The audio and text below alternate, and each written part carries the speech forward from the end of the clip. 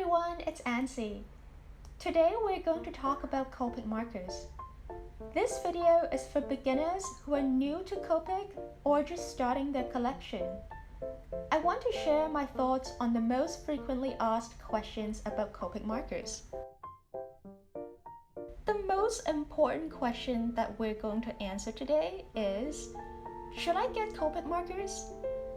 You might see a lot of people using Copic markers on social media like Instagram. You might think, oh, maybe I should get these too. Are they right for me? If you want to know the answer, ask yourself 3 simple questions. Do you have a limited amount of money to spend on art tools? Are you an absolute beginner to drawing? Do you only color your drawings very infrequently? If you said yes to all 3 questions, you should probably consider another medium now and save your money to buy Copic later on in your art journey. Copic markers are a high-quality art tool that is meant for artists who will use them all the time and also for a long time. For new artists, it's more important to spend time on practicing basic art skills like anatomy, shading, and understanding color theory. Without developing these skills, you won't be able to do very much even if you have amazing art tools. It's all about your skills, not so much about the tools. Where's the absolute cheapest place on earth to get Copic markers? Well, you might have guessed it. It's Japan.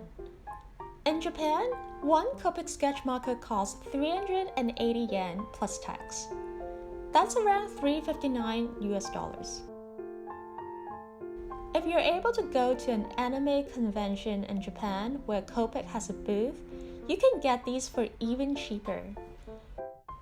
Just for fun, I checked online the prices of Copic markers across several different countries in Asia, Europe, and the Americas. Then I converted the local prices into US dollars so I can compare them. It's interesting to see that in 9 different countries, the Copic sketch marker has 9 completely different prices. Copic markers are cheapest in Japan and Taiwan. The pricing of Copics in Taiwan is almost the same as Japan. So here are 2 tips if you want to buy cheap Copic markers.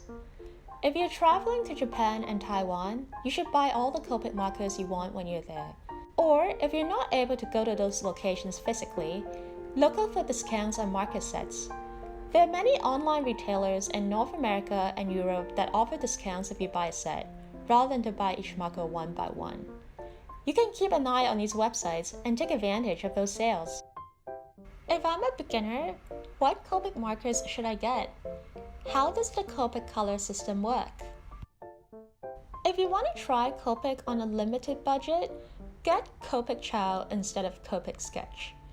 Copic Chow is just a smaller version of the Copic sketch marker. It holds less ink but also costs less. If you want to build a collection of colors that will blend well together, you need to choose colors based on the Copic color coding system.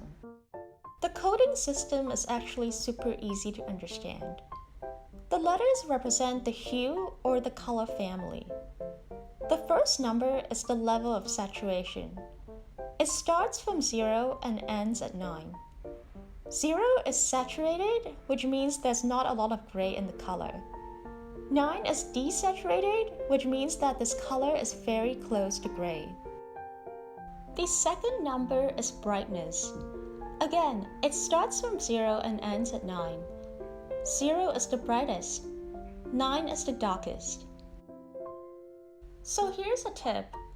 Choose markers in different color families, but with ending numbers that are close to each other. Let's look at 2 examples. In this first example, we will use RV00 and Y00. They belong to different color families, but have the same ending numbers. As you can see, it's pretty easy to blend them. Now let's try a different set of colors, B12 and BV11.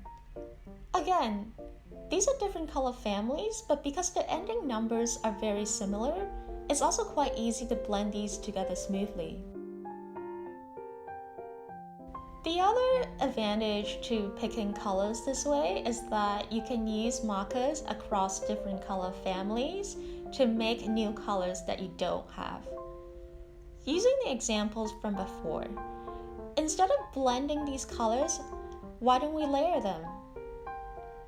You can see that RV00 and Y00 gives us a new orange color. And if you mix up B12 and BV11, they give you a slightly darker shade of blue. Can I actually choose markers in the same color family but with different ending numbers? The answer is yes, of course you can. There's absolutely no problem with doing this. In fact, when I first started buying Copic, that's the strategy I used to pick my markers. But what happened over time is that I realized I ended up getting too many markers in the same color family that are too similar to each other. Let me show you what I mean. So here are the 5 most underused markers in my Copic collection. I don't really use them too much because the color codes are just too close together. There's almost no difference between any of these. So in some ways I feel like it's almost like a mistake to have bought so many of these similar colors that I can't really use for blending. I think it would have been better if I had used that money to buy some other colors instead.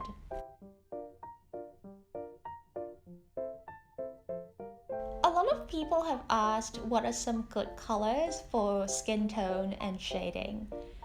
So for skin tones, I would suggest picking colors from warm color families like red, earth, and yellow-red.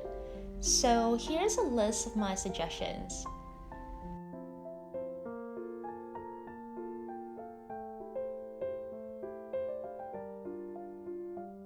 A good shadow color should be slightly more desaturated compared to your base layer. For example, let's use VO5 as the base color. A more desaturated color would be V15. So here's a simple rule to remember. It's actually all about the ending numbers in the color code. The ending numbers for a good shadow color will be higher than the original marker's ending numbers by 1 to 3.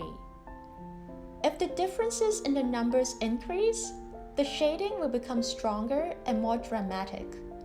However, this may also mean that the colors will be harder to blend together.